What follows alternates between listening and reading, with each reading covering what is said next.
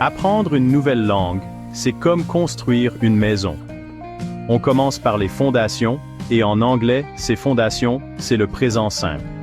C'est la façon la plus basique et la plus courante de parler d'action et d'état au présent. Maîtriser le présent simple vous ouvrira les portes des conversations de tous les jours et vous aidera à comprendre les anglophones. Que vous soyez débutant ou que vous cherchiez à consolider vos compétences grammaticales, comprendre le présent simple est essentiel. Le présent simple est incroyablement polyvalent. Habitude et routine. On utilise le présent simple pour décrire ce qu'on fait régulièrement. Par exemple, je bois du café tous les matins ou elle va au travail à pied. Vérité générale et fait. Le présent simple est parfait pour énoncer des faits toujours vrais.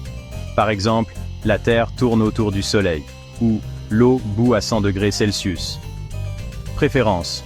Utilisez le présent simple pour exprimer ce que vous aimez ou n'aimez pas. Par exemple, j'aime lire des livres ou il n'aime pas la nourriture épicée. Horaires et programmes. On utilise le présent simple pour les événements qui font partie d'un horaire fixe, même s'ils ont lieu dans le futur.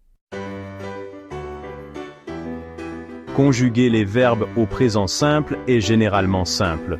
Pour la plupart des verbes, on utilise simplement la forme de base du verbe, sans to, pour tous les sujets, sauf la troisième personne du singulier. Il, elle, on. Prenons le verbe manger comme exemple. Je mange, tu manges, nous mangeons. Il, elle mange. Section 4. Affirmatif, négatif et interrogatif. Les éléments constitutifs des phrases. Les phrases affirmatives énoncent un fait ou une action. Structure, sujet. Plus, verbe de base, plus s pour la troisième personne du singulier. Plus, complément. Par exemple, elle boit du thé l'après-midi. Les phrases négatives utilisent le verbe auxiliaire do ou does, plus not, avant la forme de base du verbe principal. Structure, sujet, plus do, does, plus not, plus verbe de base, plus complément. Par exemple, ils n'habitaient pas en ville, ils ne vivent pas en ville. Les phrases interrogatives utilisent do ou does au début. Structure, do, does, plus sujet, plus verbe de base, plus complément. Exemple, parle-t-il espagnol? Section 5. Le temps passe vite. Adverbes et expressions pour le présent simple. Les adverbes de fréquence nous disent à quelle fréquence quelque chose se produit. Parmi les exemples courants, citons toujours, généralement, souvent, parfois, rarement et jamais.